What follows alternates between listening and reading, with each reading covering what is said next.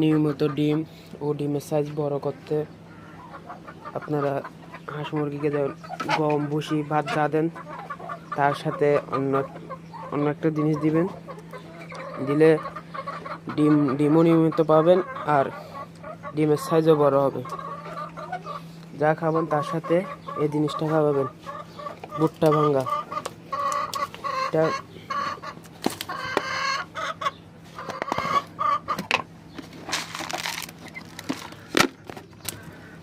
এটা হচ্ছে ভুট্টা ভাঙ্গা।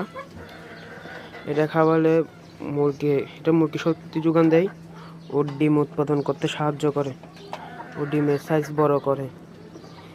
এই ভুট্টার সাথে সামান্য ফিট দিবেন, যেমন শরীর ভাঙ্গে না যায়। তাহলে এটা নিয়মিত খাওয়ালে ডিমও নিয়মিত পাবেন, ডিমের সাইজও বড় হবে।